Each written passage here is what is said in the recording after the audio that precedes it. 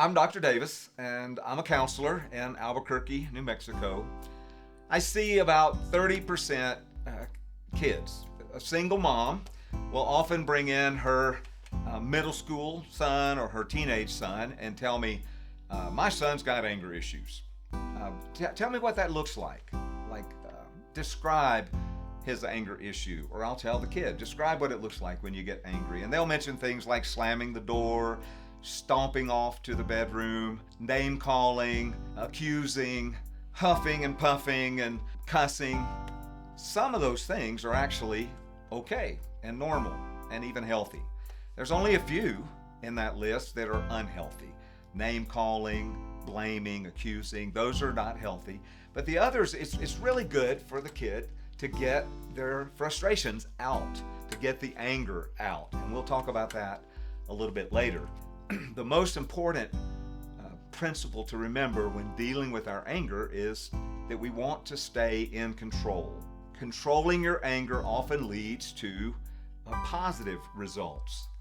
There's a story in the Bible, many people have heard it. It's a story about Cain and Abel. They were these two brothers. They both make sacrifices to God, and Abel's sacrifice was apparently way better than Cain's.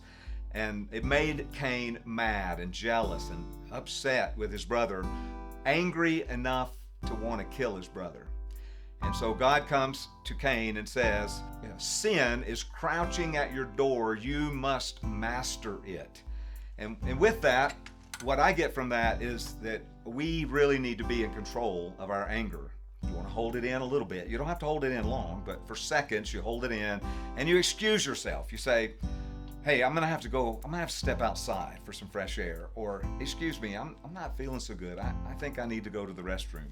The main thing to remember when you're off alone by yourself is you want to deal with your anger. You don't really necessarily want to vent your anger. If you vent a fire, for the most part, you give the fire oxygen to burn. And so if you vent your anger, for the most part, you're just giving your anger reason to burn. Distraction is not necessarily the healthiest thing to do. A lot of people want to distract themselves from their feelings, from their emotions, from their anger. And they'll play video games or watch a movie or listen to music. And you know, if you listen to some head-banging music, and it kind of helps you forget what was going on, but it is possible that that anger continues to burn down underneath. And so distraction isn't the best strategy either. So distraction, no. Venting, no. But talking about your anger to yourself, to your higher power, sometimes it's okay maybe to call a friend and talk about your anger, but you're all by yourself. You're not hurting anybody. You're not calling names. You're not accusing. You're not blaming. You're angry. And it's very important to focus on the problem rather than a person. Ask yourself questions, important questions about it. When you start feeling better, you can get up and go back and join the crowd, or join your family, or join with the person that you were having a discussion with. The two principles I mentioned so far is controlling it until you can get off by yourself. Principle number 2 is deal with your anger alone. And then there's 3 more ways. Cooling your anger off. Sometimes you're so hot and fired up and explosive and upset that it takes some time to cool off. And you just think of some ways of cooling off. It's different for different people. You might can go for a walk. You might sit down and listen to some soothing music. Another principle to apply is redirecting your anger.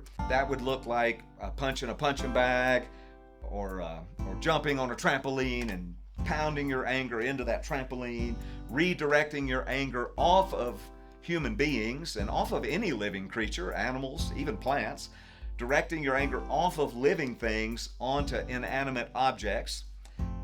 By the way, we are living things, and we don't want to take our anger out on ourselves either. Like by punching a wall and you hurt your hand or something like that. That's not good. The third one is slow burning your anger. You contain it, you get off by yourself, you contain it, and it eventually will burn itself out.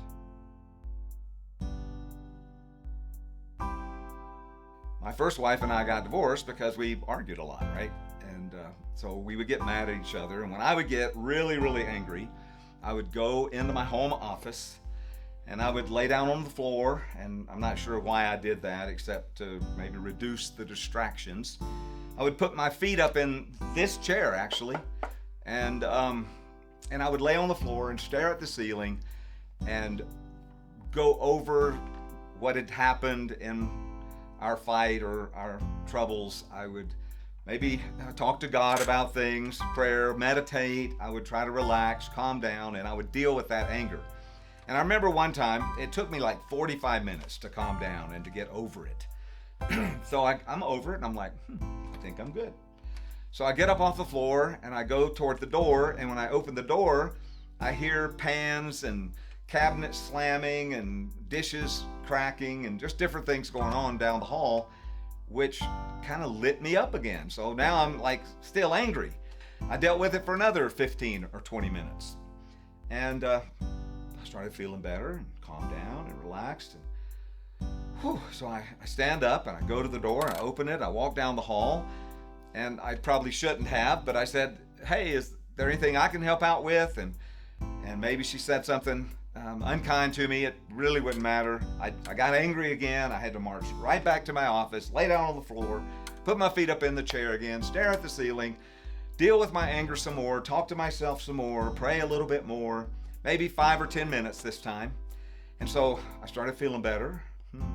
So I get up, I go to the door, open the door, I walk down the hall. I know not to speak to my ex-wife, and I turn the other way and I go out the sliding glass doors, and my kids are playing over in the sandbox, and I walk over to them and I say, hey kids, can Dad join you? And they're like, yeah, come on Dad, we're making mud pies or something like that. And so I'd sit down and play with them, and I was over my anger. That's what we have to do. We have to practice getting over our anger, controlling it long enough to get off by ourselves, being alone and dealing with it instead of distracting ourselves from it or venting for hours about it.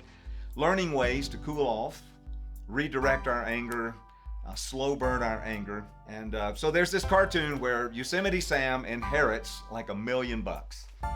And Bugs is some kind of paralegal or something, and he goes to Yosemite Sam's house, knocks on the door, and tells him, you've inherited $1 million, but there's a catch. Every time you get angry, we're going to deduct money from the $1 million until you learn to not be angry, and then we'll give you the money that's left over. And Bugs is extremely irritating to Yosemite Sam over and over and over again. Yosemite Sam gets upset, angry, stomps his feet and rock him, sock him, and it eventually runs off by himself, and you can hear him yelling in the background. Different things happen. He finally figures it out, and at the end of the cartoon, the butler is like kicking him in the butt. The dog is pulling on his pants leg. The maid is hitting him over the head with the rolling pin. And Yosemite Sam says, "Looks, Rabbit, I don't get mad no more." And then it zooms in on Bugs, and he's over there calculating. He goes, I just don't have the heart to tell him he ain't got no more money. So we don't want that to happen to us. We don't want to get so angry that we hurt so many people that we just run out of luck. So those are some ways to deal with anger. When you get angry, you can help your kids learn how to deal with their anger. By example, certainly the best way to teach our kids, but really dealing with it ourselves by going off, being by ourselves alone, and dealing with the emotion of anger.